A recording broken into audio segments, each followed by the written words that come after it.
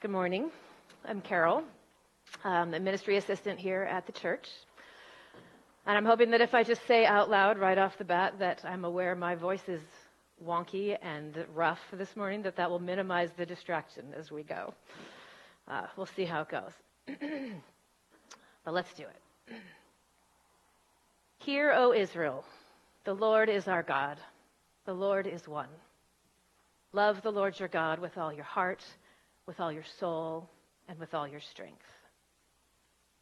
Morning and evening, faithful Jews have recited these words, which they call the Shema, for centuries. This is a greatest hit. But why? Why these words? There are so many good, beautiful, powerful words in the Hebrew Scriptures, our Old Testament. Why are these the twice a day, all your life words? I've asked myself these questions. So when Mark suggested I do this passage, I said, yeah, that would be a good one, because I don't really understand why it's as big a deal as it is. I'm not really sure what that first line is really saying, or why it's especially profound. So that's a study I would enjoy. So what do we do when we don't really understand a passage, or why it's there, or what it's trying to communicate?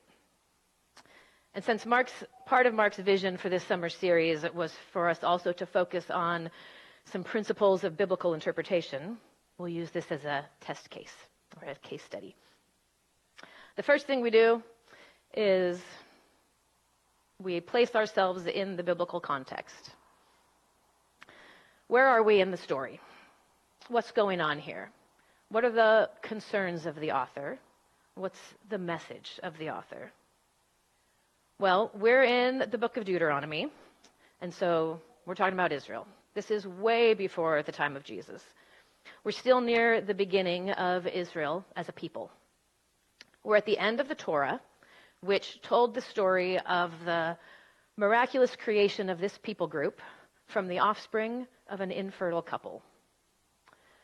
God overcame the curse of the fall that this couple, like every person ever, was living under, by relentlessly pouring his blessing on them.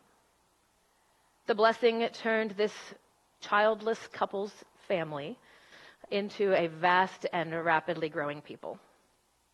We catch up with that people living in slavery, caught by that same curse, and God steps in with his relentless blessing, lifts them out of bondage, makes a sacred covenant with them, binding himself to them forever, and leads them to a land that will be to them a new Eden. In Deuteronomy, we're standing with this people, now called Israel, just outside this land. It would have looked a little bit like that. They're looking across the river at this Eden land that God, whose name to them is Yahweh, has led them to. This passage falls in the middle of a series of sermons that Moses gives to the people before they enter the land.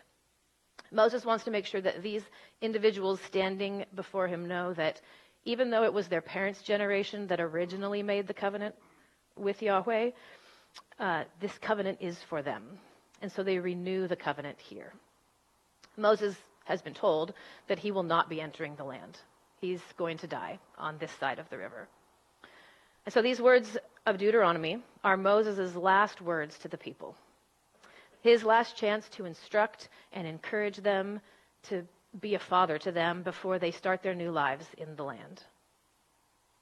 So, knowing where we're at historically in Deuteronomy, I started my study with chapters 1 through 11, which people call the Sermons of Moses. But in Deuteronomy, these sermons are presented as one whole speech that happens all in one day. So I read it all together to see what he was concerned about, what he was trying to communicate. And it's almost embarrassing how obvious it was that I didn't already know. These chapters contain repeated warnings about idolatry. The people who currently live in the land that they're about to enter do not worship Yahweh. They worship all sorts of other gods. And Israel was an unimpressive people group as far as nations go. The only thing that was going to make them prosperous and survive as a nation was their connection to Yahweh. And Moses knew that the greatest danger to Israel was the tendency to get sucked into following after the gods of the culture around them, thus severing their connection to Yahweh. This was the thing that could ruin them. So Moses' message loops around again and again to remembering and staying away from those idols. He says, remember how good Yahweh has been to you. Remember the story of how he picked you up out of the curse and poured his blessing on you. And because of that, stay away from the Canaanite culture's idols. You're stepping back into the curse when you follow after them. We hear these recurring messages, but also if we're looking for recurring words, which we should always do when we're reading the Bible, we also notice the words listen and love over and over in these chapters. God listened to your cries and he saved you. Listen to him. God loved you out of all the peoples of the world. Love him. All right, now we get to work through our passage, and we're going to hear listen and love highlighted here too.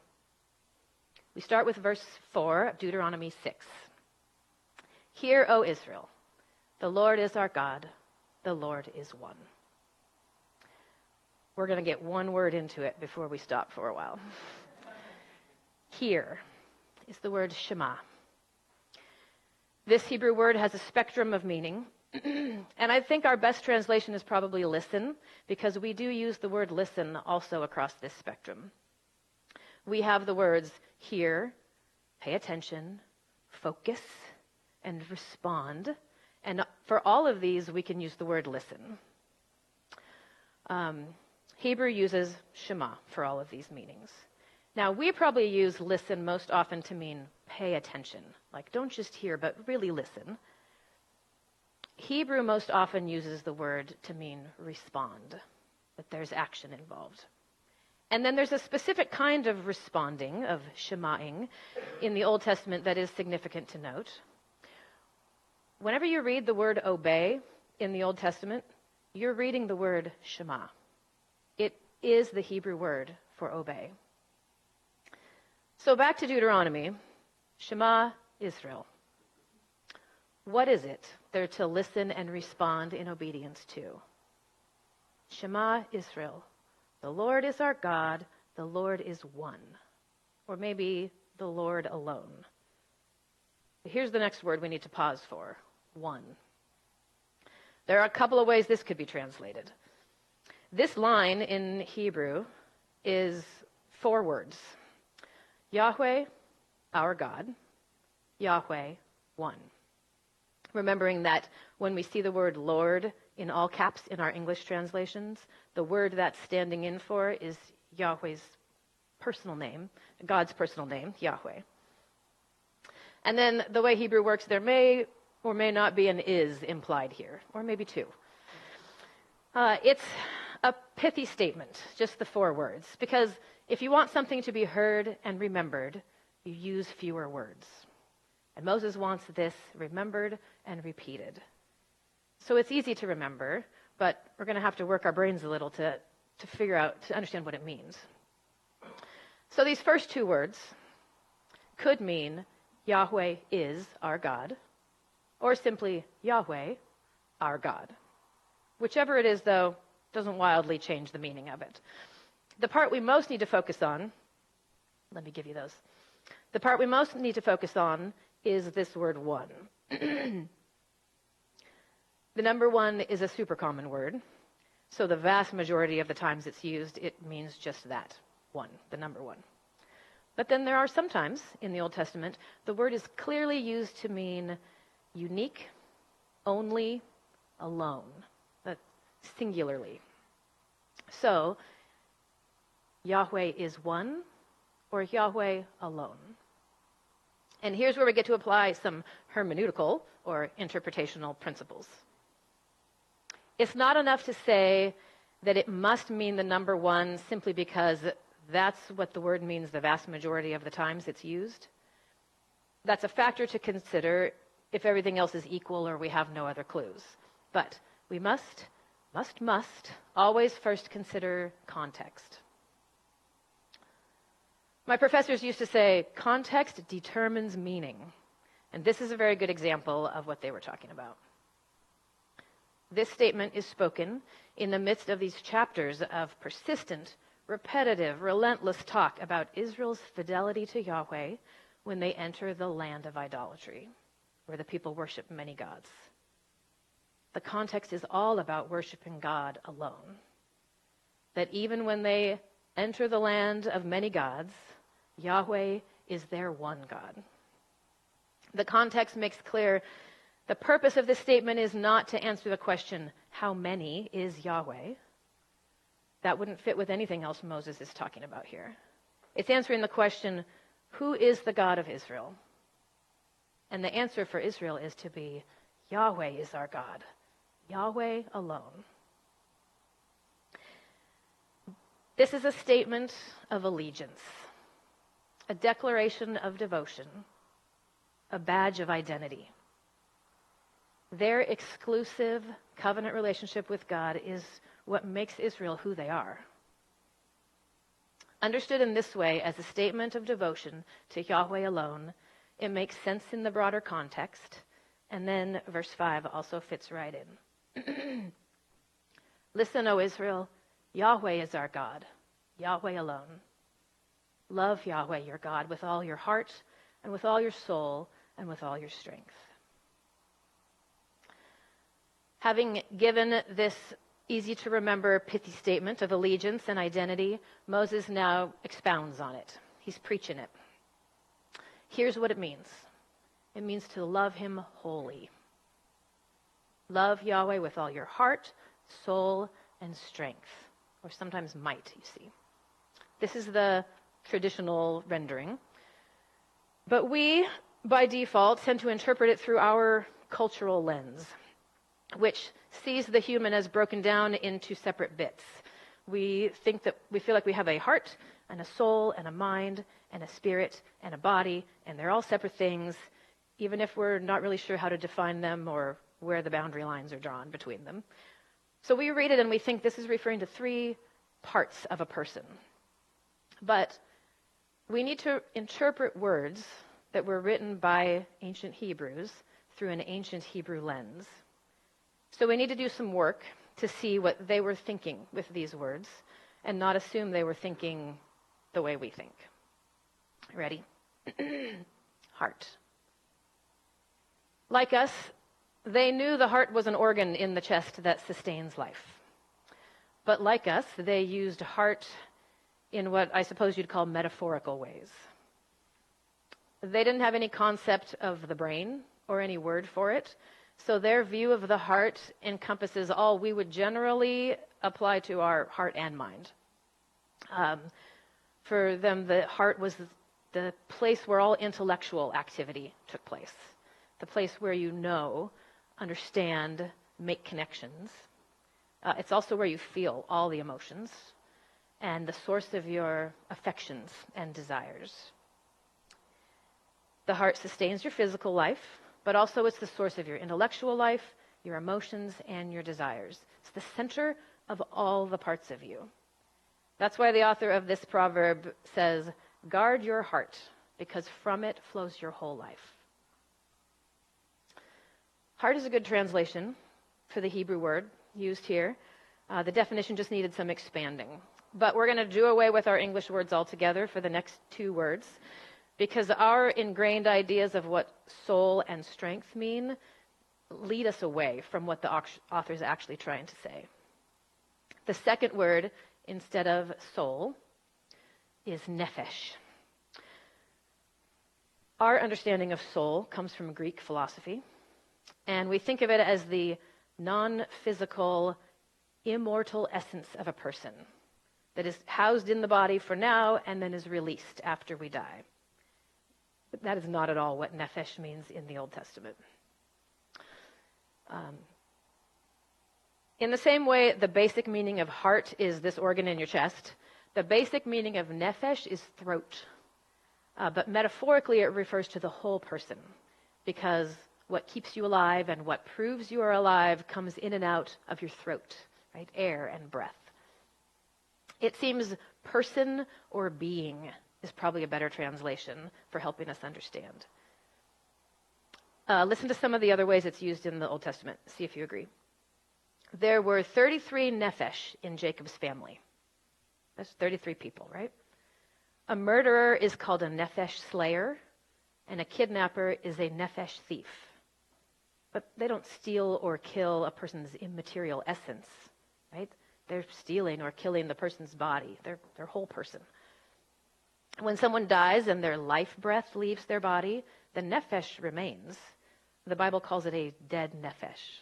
There it's mainly referring to the body.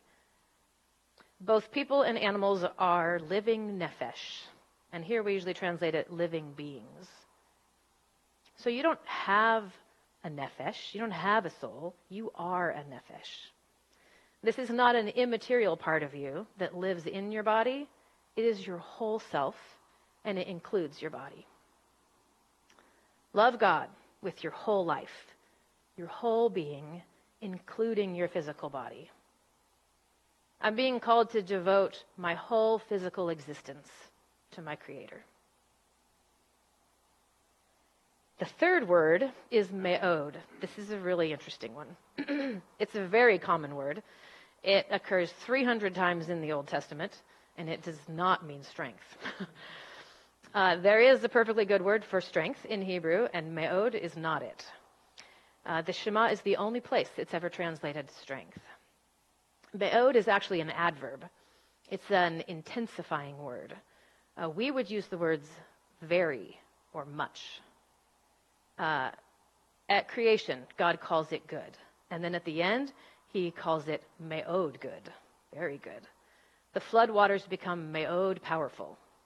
Cain was me'od angry. Saul was me'od happy. So what on earth does it mean as a noun, the way it's used here? Love God with all of your muchness?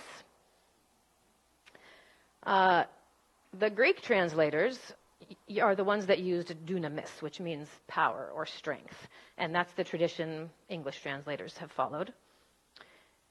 Aramaic translations translated it wealth. So a lot of Jewish commentators talk about loving God with all your resources.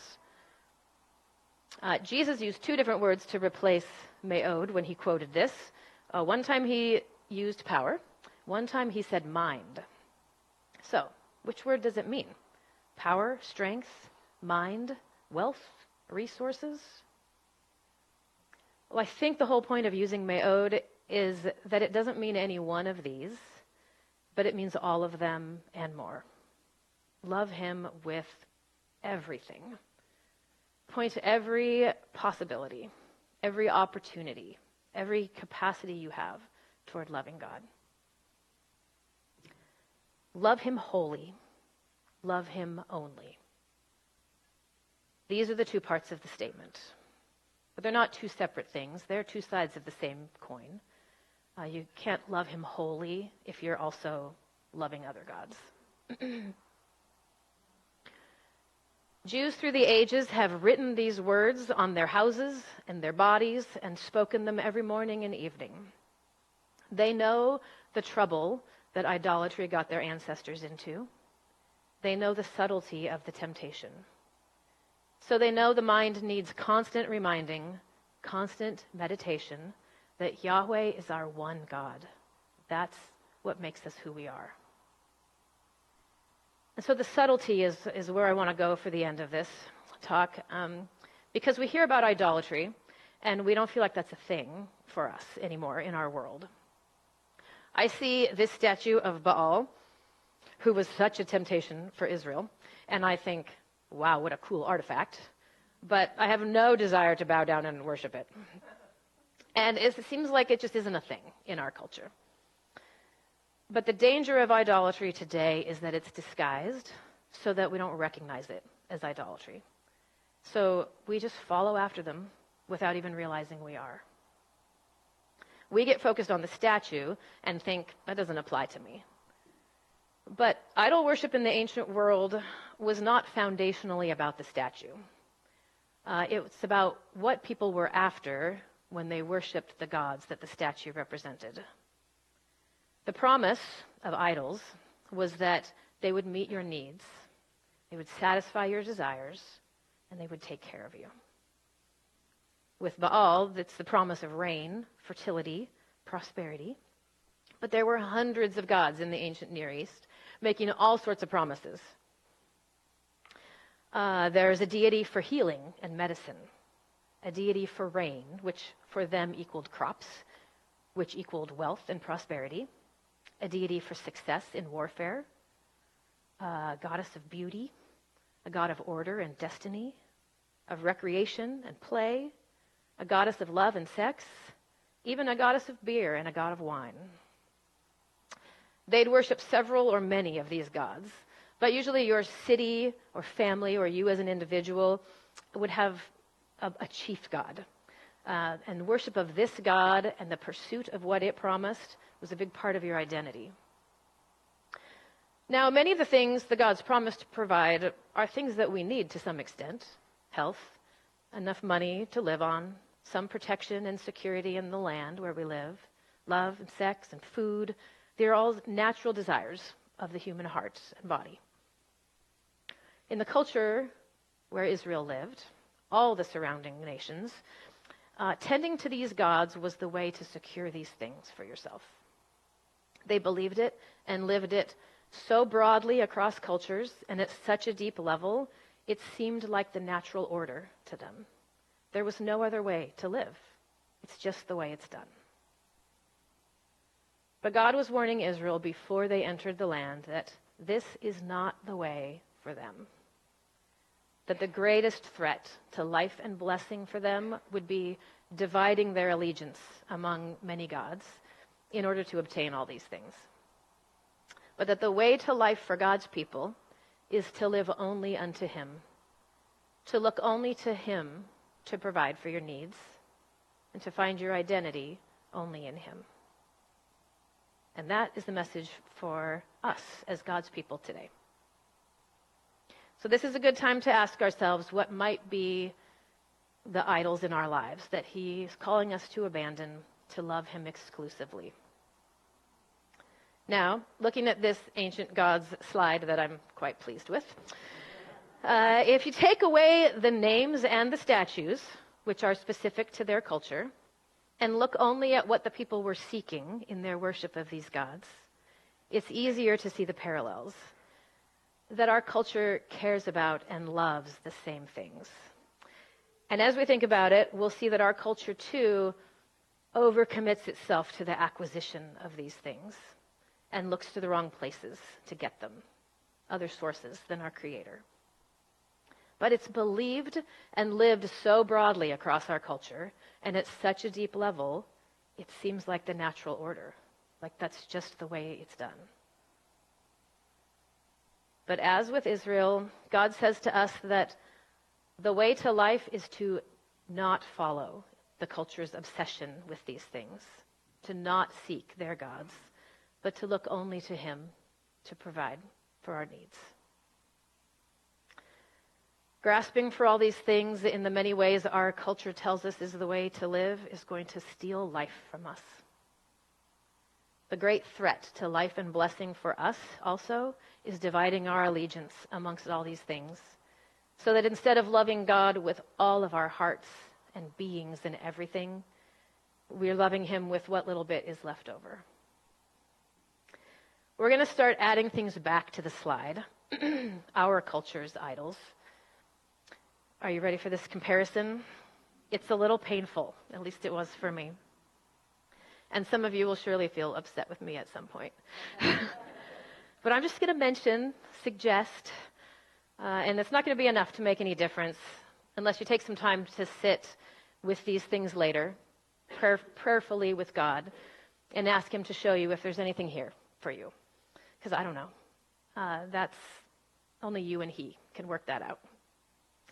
But it's possible that the point at which you feel argumentative could be the thing that you should spend some time talking to God about. Okay, to the ancients' healing and medicine, I'm going to add health, fitness, and wellness. Because consider the amount of time, money, and energy we spend on this. The number of podcasts, books, videos. There is responsible stewardship of our bodies and lives, to be sure. There is also possible here an obsession with self. Wealth, earning, investing, saving, is a noble idol to have in our society. People respect you for placing your trust in riches, for storing up treasures. But the New Testament calls out only one thing directly as idolatry, and it's greed. It's a hard one for us to identify because greed is a respected idol in our culture. And we've gotten so comfortable with it, we don't even see it. National security and economic prosperity, which is what warfare in the ancient world accomplished. How much are we willing to compromise? What kind of evils will we tolerate for the sake of national security and economic growth?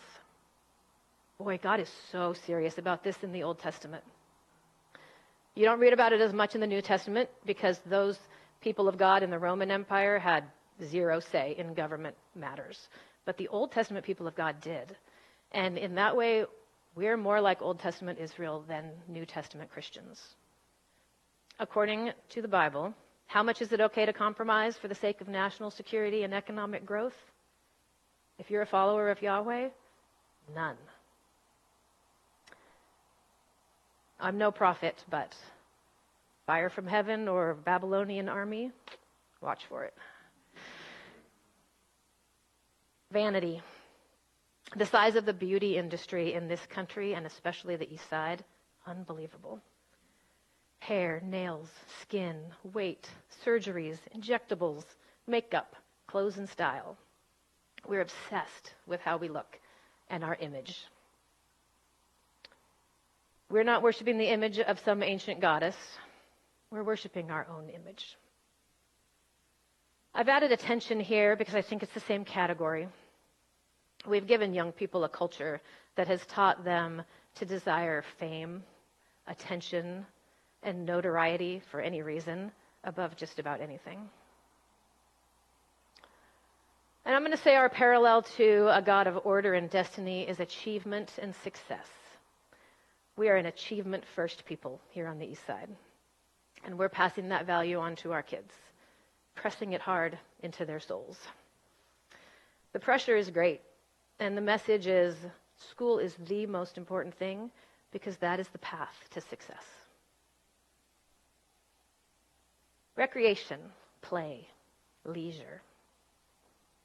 Rest is good. God's design for life was that 1/7 of our lives was given to rest. We sometimes fail to see that that must mean he intends 6/7 of our lives to be for work. But we live for leisure around here. We're bothered by how much time work and maybe church takes because it interferes with our leisure. In fact, we think the goal of work is to get to the point where we can stop working altogether and devote ourselves completely to leisure for the rest of our lives. And of course, there's always a goddess of love and sexuality because we're made for both, and done right, they're both a lot of work and sometimes elusive. So every culture, including ours, offers countless soul-degrading shortcuts to both. And there were worshipers of beer and wine in ancient times. And here we are with our wineries and our craft beers. We're not so modern and evolved as we think. I've added in food here also because foodies need a place to belong. If it's so common and accepted that we've got a name in our vocabulary for worshipers of food, it belongs on the list somewhere. Now, the purpose of all that was for us to see that we still live in a land of idols. But since it's been the norm in our culture where we've always lived, we don't see it as idolatry. It's just the way to live. But the message of Deuteronomy, and everywhere in the Old and New Testaments, is that for the people of God, the way to live is different. Not divided allegiance among the gods of the culture, but exclusive and whole being allegiance to our one God. I wrote an email to Sherry this week summarizing what the sermon would be about, and I wrote something about worshiping God above all else. And as soon as I sent it, I thought, am I not even listening to my own sermon? That doesn't sound like the right wording. Right? God doesn't ask to be worshipped above all the other things that we worship. He calls us to have no other things that we worship at all. Not to worship him above all else, but to the exclusion of all else. To love him alone, only. He's to be the exclusive love of our lives. That's the way to live full, whole, prosperous lives in the blessing of the Eden land. I want this life. But even while I'm writing a sermon about it, I forget. Because I live in the land of many idols, if I want this kind of life, I should learn from the Jews and their recitation of the Shema, that it takes constant meditation, that Yahweh is my one God, that is what makes me who I am. Every day there's going to be a new, subtle temptation to follow after the culture's latest god, disguised so that I don't recognize it as idolatry. Unless I'm in a constant state of meditating on the singularity of my devotion to Yahweh, I won't see it, and I'll just go along as a product of my culture. So the rest of this passage that we're not going to study, we're just going to read, Moses teaches that you've got to surround yourself with the reminder. Moses says in verses 6 through 9, "These words which I'm commanding you today shall be on your heart. You shall teach them diligently to your children. You shall talk of them when you sit in your house, when you walk by the way, when you lie down and when you rise up. You shall bind them as a sign on your hand, and they shall be as frontals on your forehead. You shall write them on the doorposts of your house and on your gates." This is the practical application part of Moses' sermon, which the Jews practiced very literally, tying papers with the words of the Shema on their hands and on their foreheads, and posting them on their doors and gates. But this is more than that, because posting and tying papers around is not going to make the words seep into your heart. Moses is describing every aspect of life here. In your house or outside. That's everywhere you might be. Lying down or rising up, day and night. On your hands and between your eyes, which is the literal words that are used there, between your eyes, informing everything you do and the lens through which you see everything. Do you see the metaphor there? Every time you do something, do it with hands that are covered in these words. Every time you look out at anything, you see it through these words. The only way to real life is to be connected completely to Yahweh. The way to do that is to live and breathe these words. Yahweh is my everything. Yahweh is my only thing. I will offer you a thought for the drive home today. First, you got to ask yourself, do I want the life God is offering? This is not the popular cultural Christianity he's offering that you add on to the life you're already leading. It's a total life transformation. Not everyone, not many even, choose it. If the answer is yes, think about how you can incorporate Moses' application to fill your life with the words. I understand some people don't like the word mantra because of the tradition it comes from, but it's kind of the same idea. You say it enough as a pledge of allegiance, as a prayer that God might make it fully true in your life, and you will grow toward its total truthfulness in your life. Try rewriting Moses' application in verses 6 through 9 and implement some of what you come up with. So I'll read you mine. It was a quick write. I wrote it for myself. Carol, etch these words on your heart. Bring God and your love for him into every conversation you have. Post these words of total devotion on your bathroom mirror, lay them on your pillow. Plaster them on your TV, your steering wheel, your laptop, your desk. Make it your lock screen. Everywhere your eyes turn, place a reminder of the life you want and the connection to God that is the way to it, until everything you do is informed by that connection and the way you see everything and everyone is colored by it. Try that for yourself this week, how God might want you to apply it. But now let's pray, and then after that, Robbie's going to come up and lead us in communion, which is an important act of remembering and reaffirming our devotion to Jesus. So let's pray. Yahweh, our God, this is our prayer, that you shape us until we can say you are truly our one God, the one love of our lives, that we might love you with all of everything we are. Guard our hearts as we live in this land of idolatry. Open our eyes to the ways our allegiances are captured by the idols of our culture. And give us faith and strength to trust you enough to turn away from them. And lead us into the life and blessing of the Eden land you have promised.